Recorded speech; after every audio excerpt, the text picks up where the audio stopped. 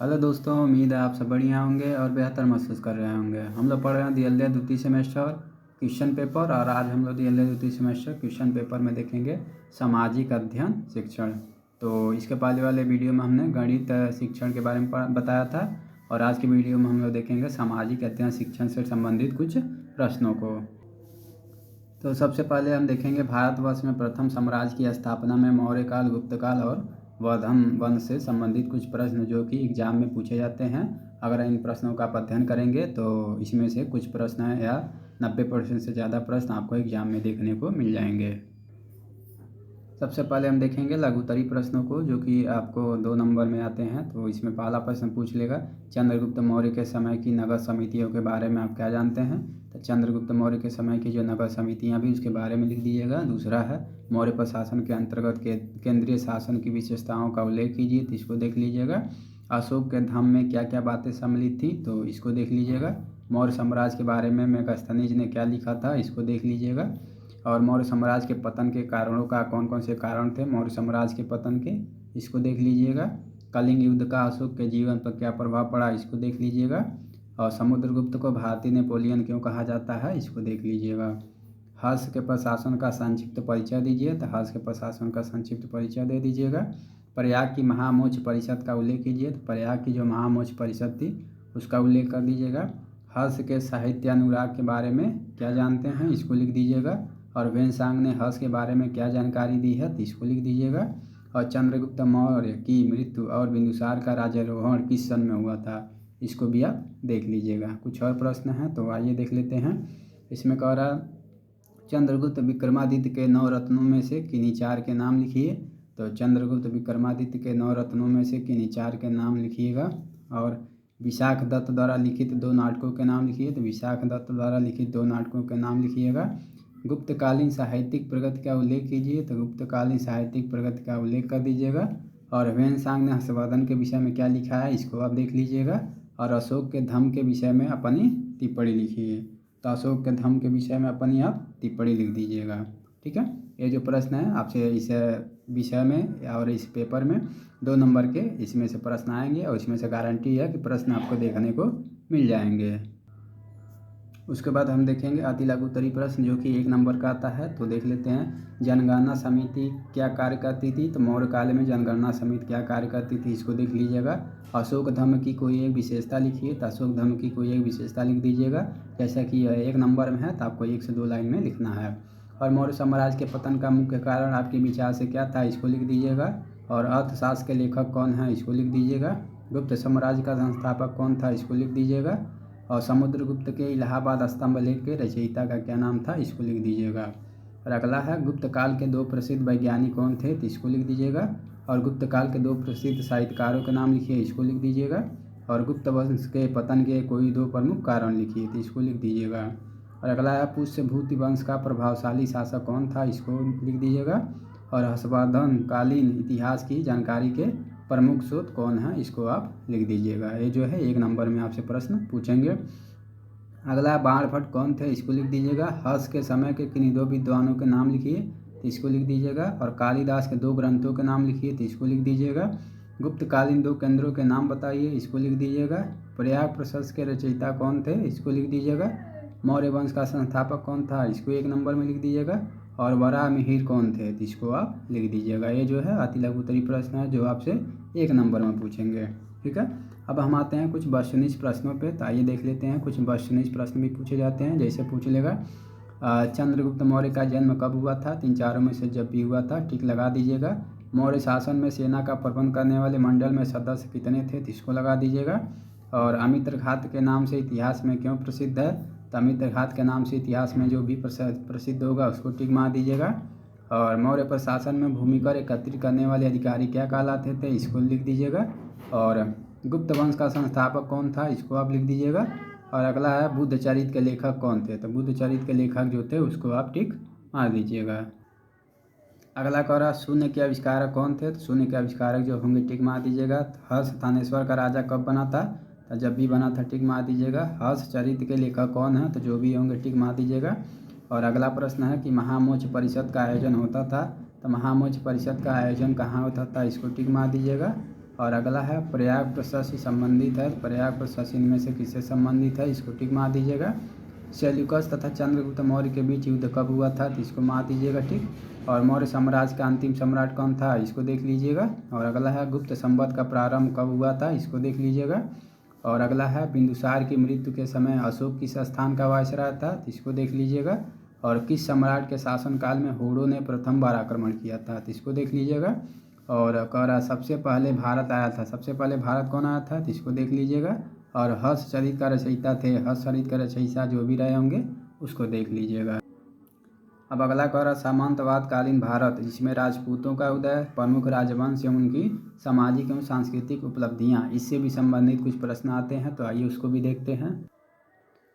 सबसे पहले लघुत्तरी प्रश्नों को देखते हैं जो 2 नंबर में आते हैं। पूछ लेगा राजपूत कालीन शिल्पकला के बारे में आप क्या जानते हैं, तो इसको लिख दीजिएगा 2 नंबर में। दूसरा राजपूत कालीन धार्मिक दशा का वर्णन कीजिए, इसको लिख दीजिएगा। गुर्जर प्रतिहार कौन थे, इसको लिख दीजिएगा। राजपूतों ने कौन से प्रसिद्ध मंदिरों का निर्माण करवाया, इसका उल्लेख कर दीजिएगा। और 5वां है राजपूत कालीन पूर्वी भारत के 4 प्रमुख मंदिरों के नाम लिखिए, तो इसको लिख दीजिएगा। ये जो है आपको 2 नंबर में देखने को मिलेंगे। अब हम आते हैं अति लघु उत्तरीय प्रश्नों पे, जो कि 1 नंबर में आता है। पहला पूछ लेगा राज तरंगिणी किसकी प्रसिद्ध कृति है। दूसरा पूछ लेगा राजपूत काल में किन किन देवियों की उपासना होती थी। और तीसरा चंद्रवादाई किस राजा के राज्य में रहते थे। चौथा खजुराहो मंदिर का निर्माण किन राजाओं ने कराया था। 5वां राजपूतों की उत्पत्ति से संबंधित 2 सिद्धांतों का नाम उल्लेखित कीजिए। 6वां भोज किस वंश के राजा थे। और 7वां गीत गोविंद किसकी प्रसिद्ध रचना है। 8वां खजुराहो मंदिर का निर्माण किन राजाओं ने कराया था। 9वां राजपूत काल के 4 प्रमुख कवियों के नाम बताइए। 10वां चंदेलों के 2 प्रसिद्ध नगरों के नाम बताइए। ठीक है, अब हम आते हैं वस्तुनिष्ठ प्रश्नों पे, जैसे कि गीत गोविंद प्रसिद्ध रचना है, जिसकी भी होगी टिक मार दीजिएगा। चंदेलों की राजधानी थी, जहाँ भी होगी टिक मार दीजिएगा। अगला कह रहा है कि वज्रयान संबंधित था, वज्रयान इनमें से किससे संबंधित था, इसको देख लीजिएगा। तराइन का प्रथम युद्ध कहाँ हुआ था, कब हुआ था, इसको देख लीजिएगा। तराइन का द्वितीय युद्ध कब हुआ था, इसको देख लीजिएगा। पाल वंश की स्थापना की थी, इसको देख लीजिएगा। तराइन के मैदान में मोहम्मद गौरी का किस राज्य के साथ युद्ध हुआ था, इसको देख लीजिएगा। और अगला है कि दशावतार मंदिर है, दशावतार मंदिर कहाँ स्थित है, इसको आप देख लीजिएगा। अगला आता है दक्षिण भारत के प्रमुख राजवंश, जिसमें चालुक्य, पल्लव, चोल, राष्ट्रकूट एवं उनकी सामाजिक एवं सांस्कृतिक उपलब्धियों से संबंधित भी प्रश्न पूछे जाते हैं। तो आइए सबसे पहले हम लघु उत्तरीय प्रश्नों को देखते हैं, जिसमें पहला दक्षिण भारत के किन्हीं 2 राजवंशों का परिचय दीजिए, तो इसको दे दीजिएगा। दूसरा पल्लव शासन व्यवस्था का उल्लेख कीजिए, तो इसको कर दीजिएगा। तीसरा चोल प्रशासन की विशेषताओं को लिखिए, इसको लिख दीजिएगा। चौथा है पल्लव वंश के बारे में बताइए, तो इसको बता दीजिएगा। और अगला है राष्ट्रकूट कौन थे, उनकी उपलब्धियों का वर्णन कीजिए, इसको कर दीजिएगा। अगला चोलों के स्थानीय प्रशासन की 2 विशेषताओं का उल्लेख कीजिए, तो इसको कर दीजिएगा। और दक्षिण राजवंश काल में स्थापित किन्हीं 4 मंदिरों के नाम लिखिए, तो इसको लिख दीजिएगा। ये जो है लघु उत्तरीय प्रश्न है, जो 2 नंबर में आएंगे। और अगला है अति लघु उत्तरीय प्रश्न। अति लघु उत्तरीय प्रश्न में हर्षवर्धन को किस चालुक्य नरेश ने पराजित किया था, इसको लिख दीजिएगा। राष्ट्रकूट वंश के प्रमुख शासकों के नाम लिखिए, इसको लिख दीजिएगा। ये होल का विष्णु मंदिर किसने बनवाया था, इसको लिख दीजिएगा। चोल वंश के 4 प्रमुख शासकों के नाम लिखिए, इसको लिख दीजिएगा। विज्ञानेश्वर ने किस प्रसिद्ध ग्रंथ की रचना की, इसको कर दीजिएगा। कोणार्क का सूर्य मंदिर किस प्रांत में है, इसका निर्माण किसने कराया, इसको देख लीजिएगा। और चोलों के शासनकाल में जनपद तथा गाँव को क्या कहा जाता था, इसको देख लीजिएगा। और पल्लव राजवंश का संस्थापक कौन था, इसको देख लीजिएगा। अब हम आते हैं कुछ वस्तुनिष्ठ प्रश्नों पर, जैसे कन्हेरी का बौद्ध विहार शिक्षा का केंद्र था, किस कालीन शिक्षा का केंद्र था, इसको देख लीजिएगा। मत्त विलास प्रहसन किसकी कृति संबंधित है, किससे संबंधित है, इसको देख लीजिएगा। रत्नमालिका के लेखक कौन है, तो इसको देख लीजिएगा। और तंजौर के राजेश्वर मंदिर का निर्माता कौन था, इसको देख लीजिएगा। और पल्लवों का प्रसिद्ध बंदरगाह था, पल्लवों का प्रसिद्ध बंदरगाह जो था उसको देख लीजिएगा।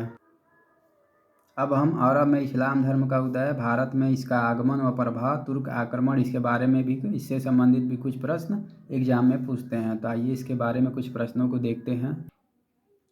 जैसे कि यहाँ अलग उत्तरी में 2 नंबर पूछ लेगा, अरब एवं तुर्क आक्रमण से आप क्या समझते हैं, तो इसको पढ़ लीजिएगा। और महमूद गजनवी और मोहम्मद गौरी के भारत पर आक्रमण के उद्देश्यों को स्पष्ट कीजिए, यानी महमूद गजनवी और मोहम्मद गौरी के भारत पर आक्रमण के क्या उद्देश्य थे, इसको देख लीजिएगा। और अति लघु उत्तरी में देख लीजिएगा इस्लाम धर्म के संस्थापक कौन थे। और महमूद गजनवी की मृत्यु कब हुई थी। और तीसरा है मोहम्मद साहब के 5 सिद्धांतों में ज़कात का अर्थ स्पष्ट कीजिए। तो इसको देख लीजिएगा अति लघु में जो 1 नंबर का आएगा।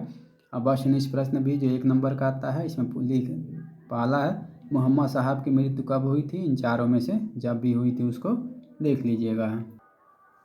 अगला प्रश्न है मुसलमानों की पवित्र पुस्तक है, तो मुसलमानों की जो पवित्र पुस्तक है उसको देख लीजिएगा।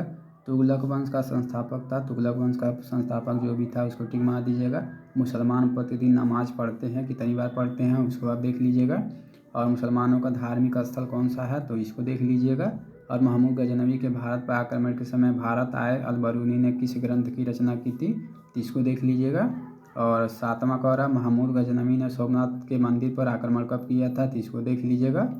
और यहाँ पे जो है यह गलत दिया है, यहाँ पे 1025-26 ईस्वी में आक्रमण किया था, ठीक है। और अगला है तराइन के मैदान में मोहम्मद गौरी का किस राजा के साथ युद्ध हुआ था, इनमें से देख लीजिएगा। और अगला है तराइन का प्रथम युद्ध हुआ था, कब हुआ था, इन चारों में से देख लीजिएगा। ज़रूरी नहीं है ये जो ऑप्शन लगे हों सही हुए हैं, अपने तरफ से मिलाना कर लीजिएगा। अगला अध्याय है सल्तनत कालीन भारत, इससे भी रिलेटेड गुलाम वंश, खिलजी वंश, तुगलक वंश, बहमनी और विजयनगर राज, सल्तनत का विघ्नत, तैमूर और चंगेज खां, सैयद वंश, लोधी वंश, इससे भी संबंधित कुछ प्रश्न आते हैं। तो आइए इससे संबंधित कुछ प्रश्नों को हम देखते हैं।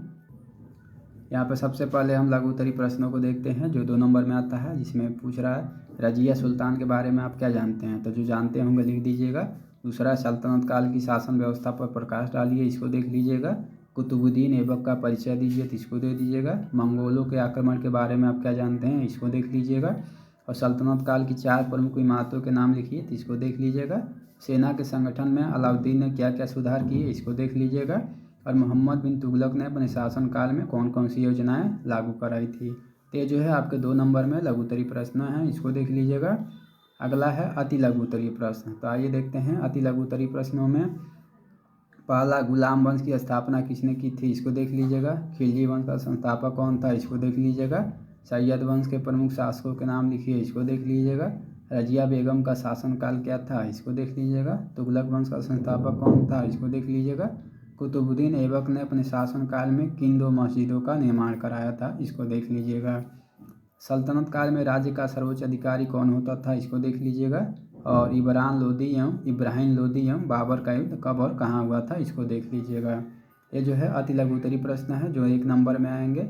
और अगला कह रहा वस्तुनिष्ठ प्रश्न, कुतुबुद्दीन ऐबक की मृत्यु कब हुई थी, इसको देख लीजिएगा। रजिया बेगम का शासनकाल कब से कब तक था, इसको देख लीजिएगा। तीसरा प्रश्न कह रहा सैयद वंश का संस्थापक कौन था, तो इसको देख लीजिएगा। अगला है मोहम्मद गौरी की मृत्यु कब हुई थी, तो इसको देख लीजिएगा।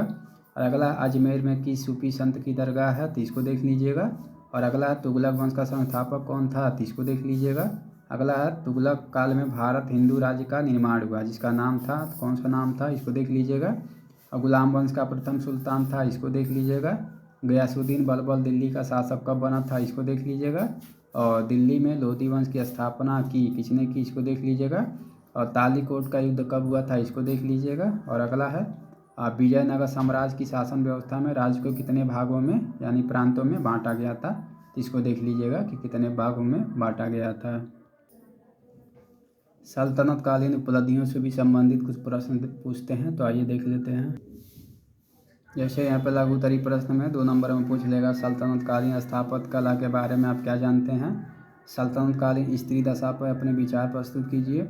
भक्ति आंदोलन की विशेषताएं बताइए और भक्ति आंदोलन के प्रभाव का रेखांकित चित्रण कीजिए और सूफी मत के सिद्धांत बताइए। ये जो है 2 नंबर में पूछेंगे। अति लघु उत्तरीय प्रश्न जो 1 नंबर में आता है पूछ लेगा भक्तिकालीन 2 संतों के नाम लिखिए, सूफी मत के 2 संतों के नाम लिखिए और भक्ति आंदोलन के कारणों पर प्रकाश डालिए। तो इसको भी देख लीजिएगा। यह था इतिहास से संबंधित सारे प्रश्न थे और इसको अगर आप पढ़ लेते हैं, इतने प्रश्नों का अध्ययन कर लेंगे तो गारंटी है कि आपको सभी प्रश्न इसी में से मिल जाएंगे और आप एग्ज़ाम में अच्छे स्कोर करके आएंगे।